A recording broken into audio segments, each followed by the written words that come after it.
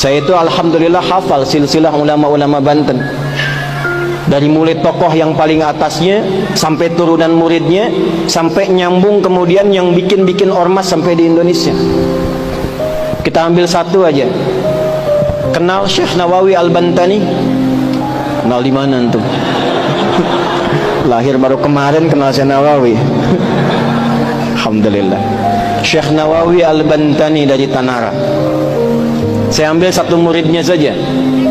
Punya murid namanya Abuya Kiai Syekh Asnawi Caringin. Di Banten itu banyak kota Caringin. Tangerang ada Caringin tuh, Cisoka. Di situ ada Abuya Kiai Haji Yusuf bin Said. Di antara muridnya itu ada Abuya Uci Turtusi, Allah yarham alaih, dari Cilonggok. Ya, itu di antara gurunya itu Abuya Yusuf bin Said selain ayahnya, Abuya Ramli, Dimyati Ramli. Itu Kiai Asnawi di Caringin yang di Labuan. Berangkat kemudian ke Mekah, belajar dari Syekh Nawawi Al-Bantani gurunya. Itu juga bertemu dengan teman akrabnya dua. Yang dua ini kelak mendirikan dua ormas besar di Indonesia. Satu Syekh Muhammad Darwis, yang kemudian diganti namanya oleh gurunya menjadi Syekh Ahmad Dahlan. Pulang kemudian ke Nusantara mendirikan Jam'iyah Muhammadiyah 18 November 1912. Satu lagi Hadratus Syekh Kiai Haji Muhammad Hashim bin Asy'ari, yang kemudian pulang ke Nusantara mendirikan Jam'iyah Nahdlatul Ulama 31 Januari 1926. Pulang. Dan ternyata ketika dilihat semua keakraban ini nyambung di nasab. Nyambung, ada nasab guru, ada nasab asli ke atas. Dua-duanya nyambung. Kiai Haji Ahmad Dahlan bin Kiai Haji Abu Bakar bin Kiai Ilyas bin Kiai Sulaiman bin Demang Jurang Juru Kapindo bin Demang Jurang Juru Sapisan bin Kiai Grebek. Grebek 1, Grebek 2. Nah di Grebek 2 itu salah satunya kakek buyutnya Pak Erlangga, Pak. Naik ke atas, nyambung ke siapa? Ahmad Jumadil Kubra. Syekh Ahmad Jumadil Kubra itu sekarang masjidnya dan dharikhnya, peninggalannya itu ada di wilayah Semarang, mau arah ke arah Demak. Jadi kalau ada belok ke kiri itu sebelah kiri sebelum perempatan itu ada masjid warna hijau, kubahnya emas. Itu dharikhnya Syekh Ahmad Jumadil Kubra. Sebelum Universitas Sultan Agung. Itu ada tuh.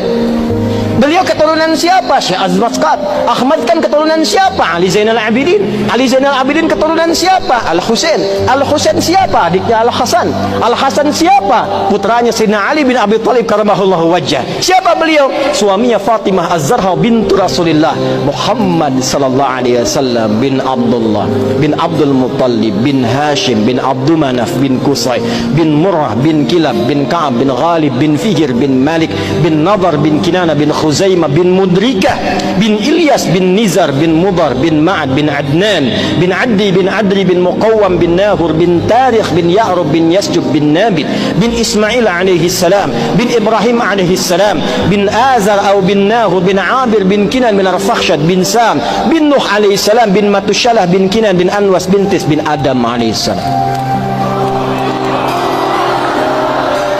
Sallu ala Nabi.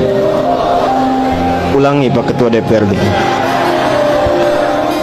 Kiai Hashim juga begitu. Cuma ketemunya nanti di Joko Tingkir. Pangeran Benawa, keturunan 23 dari Nabi sallallahu alaihi wasallam. Kiai Haji Muhammad Hashim bin Asy'ari bin Abdul Wahid bin Abdul Halim. Abdul Halim dikenal dengan Pangeran Benawa, nama bekennya dikenal dengan Joko Tingkir bin Abdul Aziz bin Abdul Rahman. Siapa itu beliau? Walid Raden Ainul Yakin. Siapa beliau? Anak dari Sunan Giri. Nyambungnya lagi ke atas seperti nasabnya Kiai Haji Ahmad Dahlan. Dua-duanya bersaudara.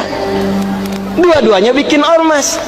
Dua-duanya punya teman akrab, Syekh Asnawi dari Caringin, Banten, menularkan murid-murid. Di antaranya ada yang di Tangerang juga.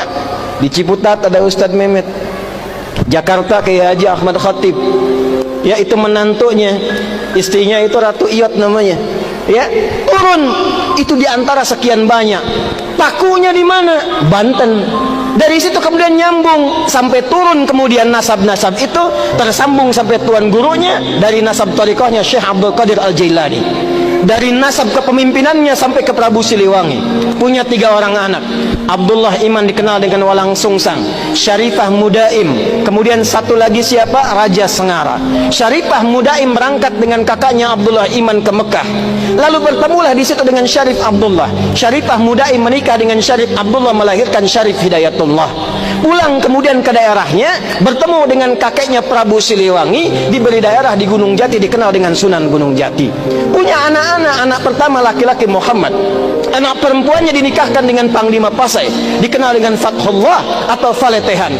Menikah kemudian, lalu bertugas di wilayah kemudian dikenal dengan Batavia, membebaskan Batavia dari hubungan penjajah pada saat itu di bulan Juni 1527. Makanya sampai sekarang miladnya Jakarta itu di Juni.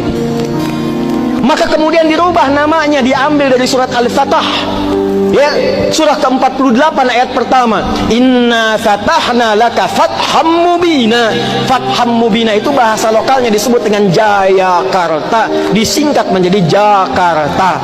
Dari keturunannya turunlah kemudian Maulana Hasanuddin. Maulana Hasanuddin kemana? Di Banten.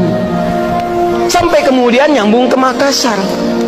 Di Banten ini luar biasa. Banten ini pakunya, Banten ini imannya kuat. Jadi kalau ada orang Banten kemudian imannya lemah, dipertanyakan kebantenannya.